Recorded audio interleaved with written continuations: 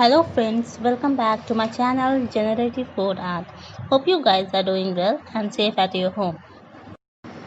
In my previous video, I have created the image of Lotus Temple. So in this new video, I am going to create a design, a line art, and the surprise for you guys in this video is that I am going to build the code in the video itself right from the scratch.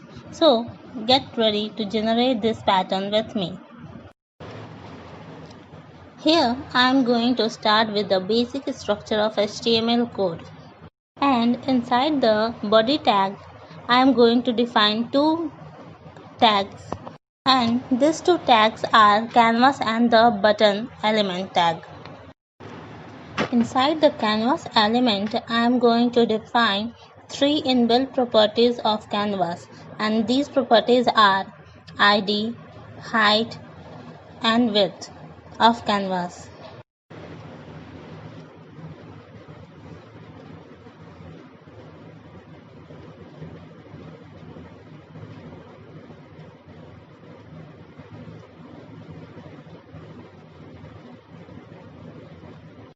And now I am going to use button element with onClick property to call the function again and again.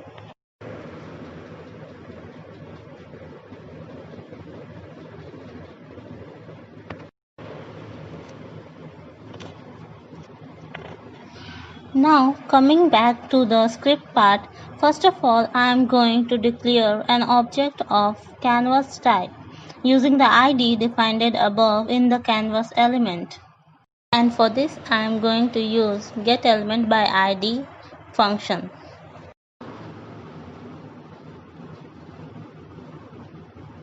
After that I am going to declare 2D context for the canvas object. Now I am going to declare two arrays with color as their elements. First one will contain only black color, while the second array contains multiple colors to make the look of image attractive like rainbow.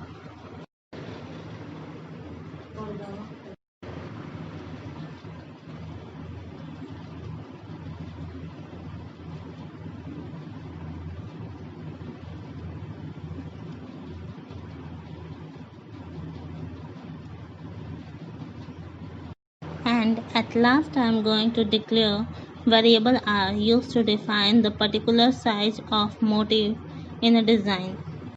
As of now we have declared all the variables. Now the time is for function definition.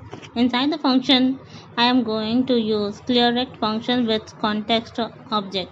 This function is used to clear the canvas each time we click on the button defined above. After that I am going to define two for loops. These loops are used to replicate the image in both vertical and horizontal directions.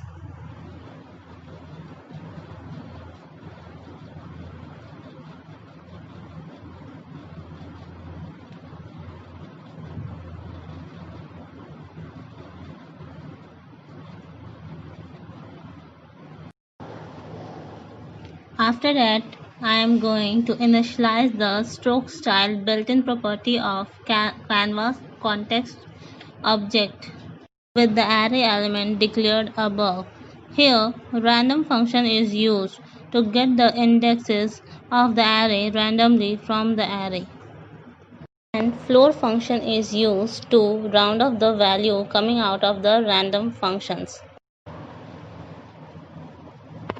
Now the strokerect method is used to draw the grid lines. These grid lines will help you in predicting the coordinate point used to build any design. So save the code and open it in the browser to see the grid.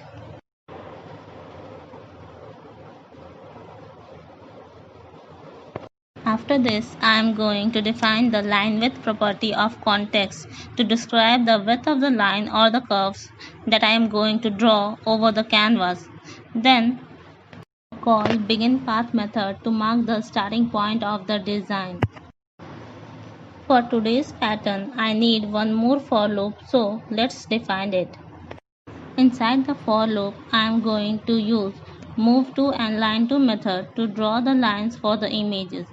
As I have already told you in my previous videos, move to method takes the coordinate of a starting point of the line as their parameter, and line to function takes the ending point as their coordinate. So just save these two lines and refresh the browser to see the changes in the canvas image.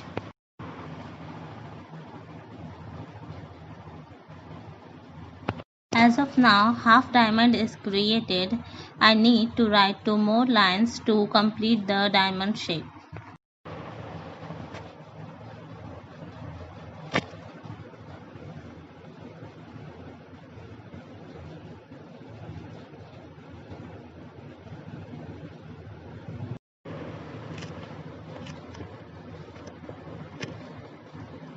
As the coordinate of these two lines are completed, so save them and see the upper diamond gets completed in the canvas.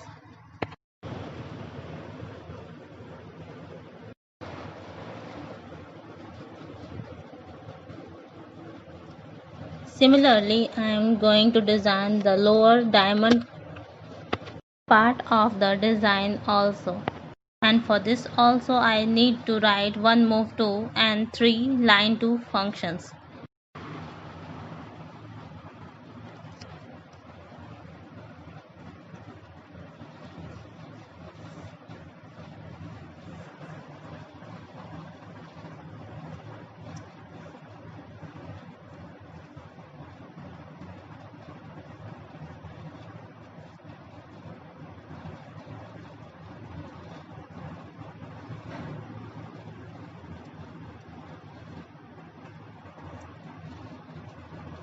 So just save the code and see the changes made in the browser. Friends, one thing remember that you have to click on the button to see the changes.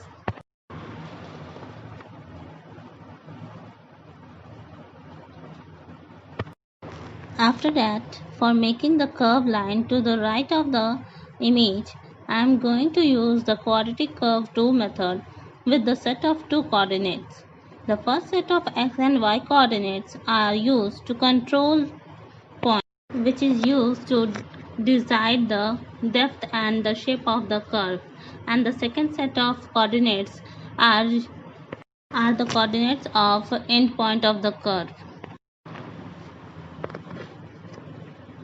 So save the code and see the changes in the browser by clicking on the button.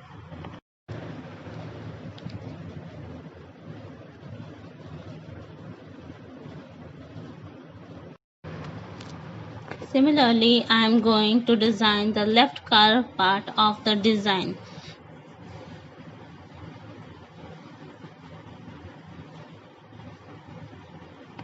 So save it and see the complete design gets created in the browser. To see the multicolor pattern, you just need to change the array name used with the stroke style property inside the function and save it and get the multicolored pattern in the browser.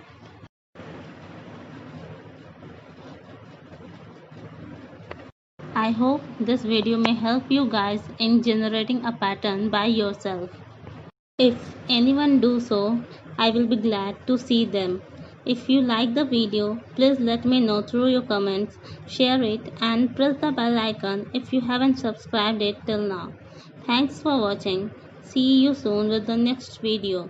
Till then, bye bye.